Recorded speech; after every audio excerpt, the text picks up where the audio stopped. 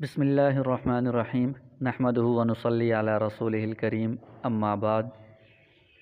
عشرہ ذی الحجہ و قربانی کورس کا چوتھا عنوان ہے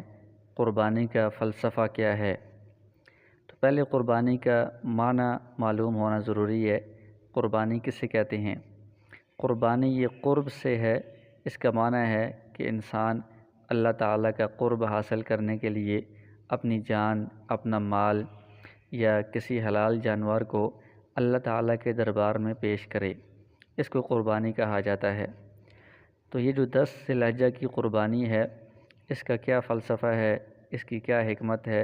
اور اس سے ہمیں کیا سبق حاصل کرنا چاہیے، اس کے لیے ہمیں اس کا پس منظر اور اس کی تاریخ دیکھنی پڑے گی۔ تو اس کا جو پس منظر ہے وہ حضرت ابراہیم علیہ السلام اور حضرت اسماعیل علیہ السلام کا وہ عظیم الشان کارنامہ ہے جس کا ذکر تاریخ میں آپ نے سنا ہے، اور وہ یہ کہ حضرت ابراہیم علیہ السلام کو بڑھاپے میں اللہ تبارک و تعالیٰ نے اولاد کی نعمت سے نوازا۔ بڑی آرزوؤں اور تمناؤں کے بعد ملنے والی اولاد یعنی وہ بچہ جب چلنے پھرنے کے قابل ہوا تو حضرت ابراہیم علیہ السلام کو اللہ کی طرف سے اشارتاً حکم ہوا، خواب کے اندر حکم ہوا کہ وہ اس بچے کو اللہ تعالیٰ کے حکم کے لیے ذبح کر دیں، اس کو قربان کر دیں۔ تو حضرت ابراہیم علیہ السلام اس حکم کی تابعداری میں اپنے معصوم اور لاڈلے بچے کی گردن پر چھری چلانے کے لیے تیار ہو گئے، اور حضرت اسماعیل علیہ السلام اتنی چھوٹی عمر میں اللہ تعالیٰ کے سامنے اپنی جان کا نذرانہ پیش کرنے کے لیے، اپنی جان کو قربان کرنے کے لیے تیار ہو گئے۔ تو یہ واقعہ ہم سامنے رکھیں تو اس سے قربانی کا فلسفہ اور اس کا سبق ہمارے سامنے آ جاتا ہے، اور وہ یہ سب سے پہلی بات کہ اللہ تعالیٰ کی اطاعت میں مال خرچ کرنے کے ساتھ ساتھ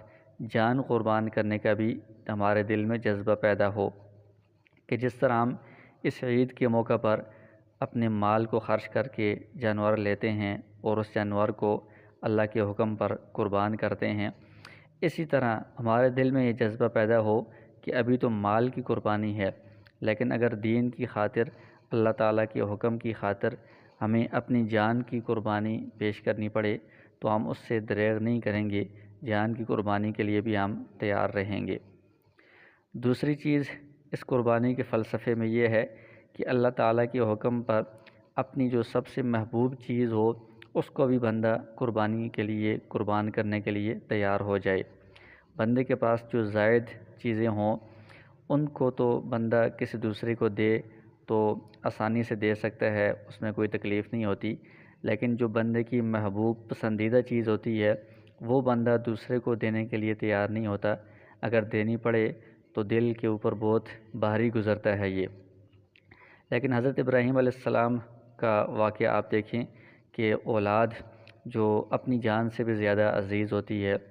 تو اس کو وہ محبوب چیز کو کہ جو بڑھاپے میں اتنی تمناؤں کے بعد، ان کو دعاؤں کے بعد ان کو نصیب ہوئی، اس کو بھی وہ اللہ کے حکم پر قربان کرنے کے لیے تیار ہو گئے ہیں۔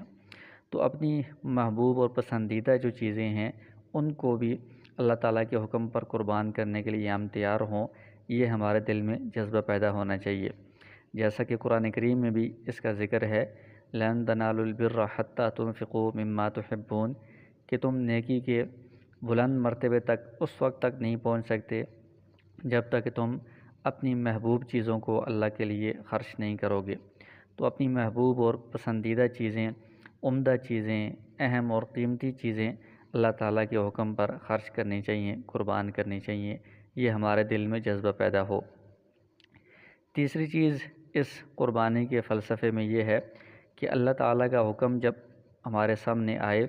تو ہم اس کے سامنے سر تسلیم خم کر دیں، اپنی عقل کو استعمال نہ کریں، کیونکہ انسان، خاص طور پر مسلمان، یہ سراپا اطاعت ہے، اور انسان جو ہے وہ اللہ تعالیٰ کا بندہ ہے۔ تو بندے کا مطلب یہ ہے کہ وہ اللہ تعالیٰ کی بندگی میں، غلامی میں ہر حکم کو وہ مانے گا، اس کی اطاعت کرے گا، اس کے سامنے وہ کوئی سوال چوں چراں یا کیوں نہیں کہے گا۔ تو حضرت ابراہیم علیہ السلام کا واقعہ ہمارے سامنے ہے کہ ان کے سامنے جب یہ حکم آیا تو انہوں نے اپنی عقل کو استعمال نہیں کیا کہ یہ انسان ہے، میرا لاڈلا بیٹا ہے، اس کو میں ذبح کر دوں گا تو اس کا کیا فائدہ ہوگا، اس کی کیا حکمت ہے اور اس کے پیچھے کیا اسرار پوشیدہ ہیں، اس بارے میں انہوں نے اپنی عقل کو استعمال نہیں کیا۔ اسی طرح حضرت اسماعیل علیہ السلام جو اتنی چھوٹی عمر میں تھے، انہوں نے بھی اس کا یہ عقل کو استعمال نہیں کیا کہ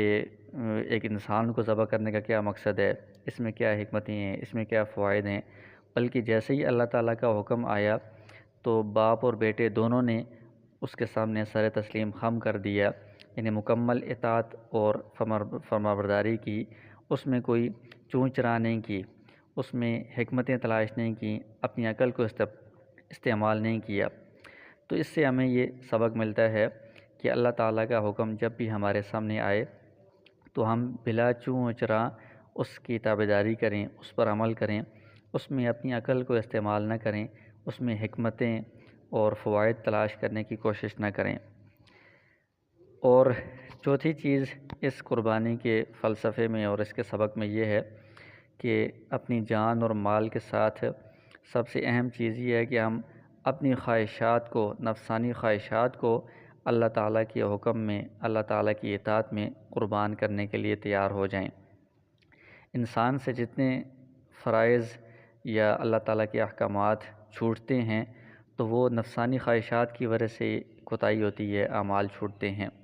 تو نفسانی خواہشات کو اگر ہم قربان کریں گے تو سارے احکام پر عمل کرنا آسان ہوگا۔ اسی طرح جو گناہ انسان سے ہوتے ہیں وہ بھی نفسانی خواہشات کی بنا پر ہوتے ہیں۔ تو اگر نفسانی خواہشات کو قربان کرنے کا ہمارے دل میں جذبہ پیدا ہو جائے گا تو سارے گناہوں سے ہم بچنے کا اہتمام کریں گے۔ تو یہ اس قربانی کا اہم سبق ہے کہ جس طرح ہم اس جانور کی گردن پر چھری چلا رہے ہیں، اس کو ذبح کر رہے ہیں، اس کے ساتھ ساتھ ہم اپنی خواہشات کی گردن پر بھی چھری چلا دیں، اپنی خواہشات کو بھی ذبح کر دیں کہ ہماری کوئی ذاتی خواہش نہیں ہے اللہ تعالیٰ کے حکم کے مقابلے میں۔ جہاں اللہ کا حکم آئے گا ہم اپنی ساری خواہشات کو پیچھے چھوڑ کر قربان کر کے اللہ تعالیٰ کے حکم پر عمل کریں گے۔ تو لہٰذا یہ جو قربانی ہے یہ صرف ظاہری عبادت نہیں ہے کہ ہم صرف جانور کو ذبح کر دیں اور اس کا گوشت تقسیم کر دیں تو یہ قربانی ہوگی، بلکہ یہ ایک روحانی عبادت ہے۔ قرآن کریم میں بھی اس کے بارے میں یہ ارشاد ہے کہ لن ینال اللہ لحومها ولا دماؤها ولکن ینالہ التقوی منکم، کہ اس قربانی کا خون یا گوشت اللہ تعالیٰ کو نہیں پہنچتا بلکہ تمہارے دلوں کا جو تقوی ہے وہ اللہ تعالیٰ کے ہاں پہنچتا ہے، اس کو دیکھا جاتا ہے۔ قربانی کا جو اہم سبق ہے وہ دل کے اندر اللہ تعالیٰ کا ڈر اور خوف پیدا کرنا اور وہ جذبات جن کا ابھی تذکرہ ہوا ہے وہ دل میں پیدا کرنا، یہ اس کی روحانیت ہے، اس کی روح ہے، اس کا سبق ہے، اس کا فلسفہ ہے۔ دنیا میں جو سب سے پہلے دو فریق اللہ تعالیٰ نے بیان فرمائے ہیں ان میں بھی جیسا کہ حضرت حابیل اور قابیل کا آپ نے قصہ سنا ہے، ان میں جو فرق ہوا کہ ایک مقبول ہے دوسرا مردود ہے، اور ان میں جو فرق کرنے والی چیز تھی وہ یہی تھی، تقوی تھا کہ قربانی کے ذریعے سے ان کا امتحان لیا گیا اور اس قربانی کے اندر دل میں دونوں کے جذبات کیا تھے، ان جذبات اور دل کا جو تقوی تھا اس کی بنا پر ایک ہی قربانی قبول ہوگی اور ایک ہی قربانی جو ہے مردود ہوگی۔ تو یہ اس قربانی کا اہم سبق ہے، قرآن کریم میں بھی اس کا ذکر یہی ہے، انما یتقبل اللہ من المتقین، کہ اللہ تعالیٰ قربانی